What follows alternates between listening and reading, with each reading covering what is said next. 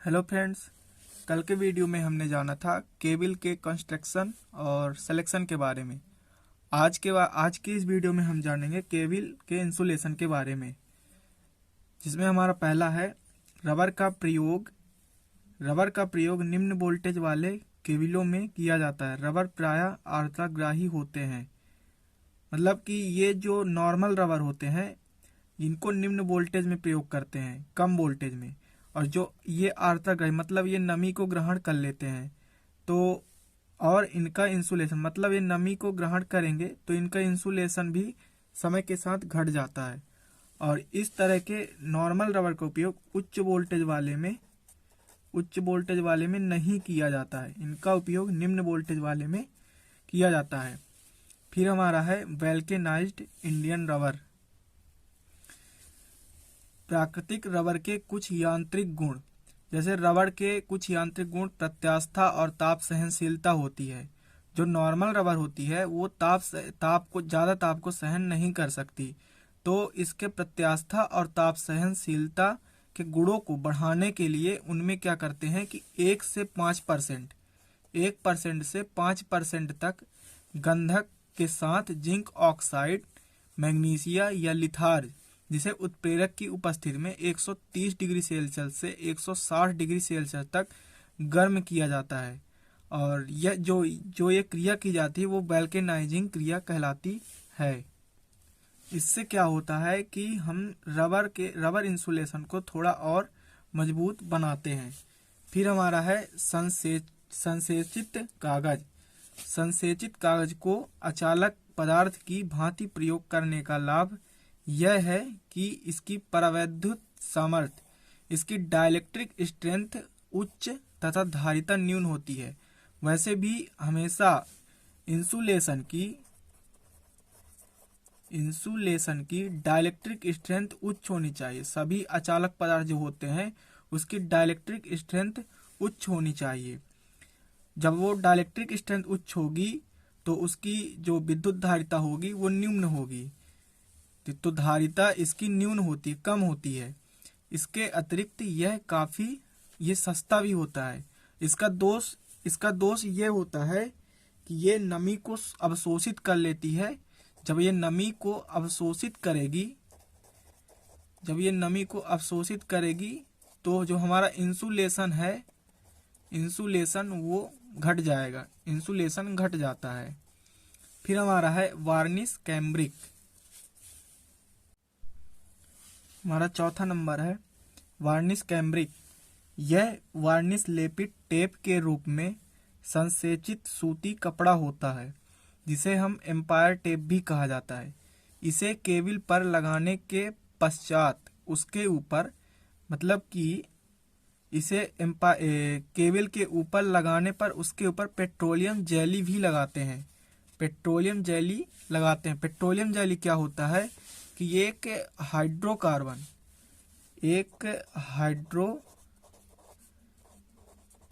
Hydrocarbon का मिश्रण होता है।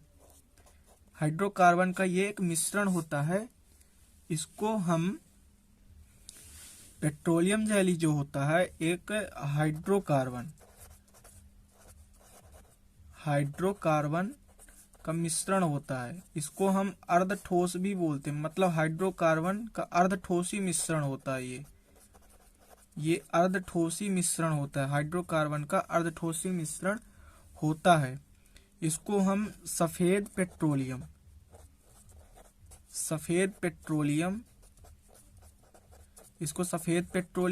और कोमल पैराफिन, इसको सफेद पेट्रोलियम, कोमल पैराफिन और बहुहाइड्रोकार्बन भी कहते हैं। बहुहाइड्रोकार्बन, सफेद पेट्रोलियम, कोमल पैराफिन और बहुहाइड्रोकार्बन भी इसको कहते हैं। तो पेट्रोलियम जेली लगाते हैं। पेट्रोलियम जेली मतलब इसको मरहम के रूप में प्रयोग करते हैं। और इसे एम्पायर टेप की विभिन्न परतें, जिससे कि एम्पायर टेप की विभिन्न परतें एक दूसरे पर सरलता से सरके। इसके अतिरिक्त यह नमी शोषक है। नमी शोषक होता है और जिसके कारण इसका इंसुलेशन अच्छा रहता है। सॉरी सॉरी नमी शोषक है तो इसका इंसुलेशन जो होगा, इसका इंसुलेशन घटेगा। मतलब कि ये नमी सोखेगा तो इसका इंसुलेशन घटेगा, जिस कारण इसके ऊपर शीशे का आवरण लगाना आवश्यक होता है। जिसके कारण क्या करते हैं कि इसके ऊपर शीशे का आवरण लगा देते हैं, तो ये नमी को नहीं सोखता और इंसुलेशन सेफ रहती है, इंसुलेशन बच जाती है। हमारा 5वां नंबर है पीवीसी। पीवीसी का पूरा नाम हो जाता है पॉलीविनाइल क्लोराइड। पॉलीविनाइल क्लोराइड यह एक थर्मोप्लास्टिक संश्लेषित रेजिन होता है। कुछ प्रमुख गुण जैसे उच्च परावैद्युत सामर्थ्य, तो ये तो इंसुलेशन का गुण ही है, जिसकी डाइलेक्ट्रिक स्ट्रेंथ हमेशा उच्च होनी चाहिए। उच्च प्रतिरोधकता, मतलब ये प्रवाहित होने वाली विद्युत धारा को रोके, ये भी इसका एक गुण है। उच्च टेम्परेचर, यानी ये उच्च तापमान पर भी अच्छे से काम करता है, कठोरता से काम करता है और इसकी फ्लेक्सिबिलिटी भी अच्छी होती है। इत्यादि गुणों के कारण, ये सब इसके गुण है, इन गुणों के कारण पीवीसी पॉलीविनाइल क्लोराइड इंसुलेशन के लिए अचालक पदार्थ में प्रयुक्त किया जाता है। ये सबसे अच्छा, मतलब पीवीसी जो इंसुलेशन होता है सबसे अच्छा इंसुलेशन माना जाता है।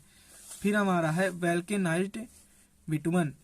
रबर की अपेक्षा सस्ता होने तथा अपनी नमी के प्रति अप्रभावित रहने के कारण इस पदार्थ को अचालक के रूप में प्रयोग किया जाता है। इसमें क्या है कि ये नमी के प्रति अप्रभावित रहती है, मतलब ये नमी से प्रभावित नहीं होती। लेकिन इसका एक दोष है कि ये 50 डिग्री सेल्सियस से अधिक, यानी 50 डिग्री सेल्सियस से जब अधिक होगा, उच्च तापमान पर जाएगी, तो ये नमी से प्रभावित होने लगेगी, तब इसकी इंसुलेशन जो है वो घटने लगेगी। फिर हमारा है गट्टा पर्चा। रबर जैसा यह पदार्थ समुद्री केबलों में टेलीफोन संचार के उद्देश्य से प्रयोग किया जाता है। गट्टा पर्चा क्या होता है कि ये एक उष्णकटिबंधीय वृक्ष के वंश होते हैं। ये उष्णकटिबंधीय वृक्ष के वंश हैं। ये उष्णकटिबंधीय वृक्ष के वंश होते हैं और इसको हम पहला क्वीन बोलते हैं, इसको हम पहला क्वीन भी कहते हैं। यह एक आइसोप्रीन, इसको हम आइसोप्रीन, मतलब ये आइसोप्रीन और पॉलीआइसोप्रीन, आइसोप्रीन और पॉलीआइसोप्रीन के बहुलक होते हैं। ये पॉलीआइसोप्रीन और आइसोप्रीन के क्या होते हैं, बहुलक होते हैं। और इसको यह एक कह सकते हैं कि ये एक पॉलीटरपीन है, इसको हम पॉलीटरपीन भी कहते हैं। उष्णकटिबंधीय वंश के ये गट्टा पर्चा हैं, इसको हम पॉलीक्वीन कहते हैं। और ये आइसोप्रीन और पॉलीआइसोप्रीन के ये बहुलक होते हैं।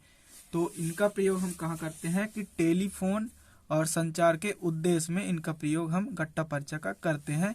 समुद्री केबल ये कहलाते हैं गट्टा पर्चा, मतलब ये गट्टा पर्चा जो इंसुलेशन है इसका प्रयोग समुद्री केबलों में किया जाता है। फिर है हमारा एस्बेस्टस। यह कैल्शियम तथा मैग्नीशियम का सफेद अथवा भूरे रंग का सिलिकेट होता है। केबलों में निम्न तथा मध्य वोल्टेज के लिए इनका प्रयोग अचालकों के रूप में किया जाता है। मतलब हम इसको उच्च वोल्टेज वाले में इसका प्रयोग हम नहीं कर सकते, इसका निम्न और मध्य वोल्टेज वाले में हम इसका प्रयोग कर सकते हैं। फिर हमारा है रेशम और सूत।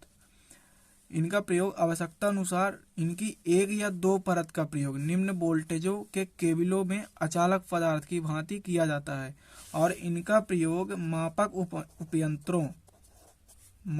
उपयंत्रों और मोटर की वाइंडिंग में इनका प्रयोग करते हैं। फिर हमारा इनेमल अचालक। सूत तथा रेशम के समान इसका प्रयोग, मतलब सूत और रेशम के जैसे ही इसका प्रयोग किया जाता है। विद्युत मापन उपयंत्रों और मोटरों की वाइंडिंग में इसका प्रयोग किया जाता है। मतलब जो रेशम और सूत का प्रयोग जहाँ किया जाता है, उसी तरह एनेमल अचालक भी है। इसका प्रयोग भी मापन उपयंत्रों और मोटर की वाइंडिंग में किया जाता है। तो बस दोस्तों, आज के लिए इतना ही। वीडियो अच्छी लगे तो लाइक करें और सब्सक्राइब करें और बेल आइकन को जरूर प्रेस करें। तो मिलते हैं नेक्स्ट वीडियो में। धन्यवाद।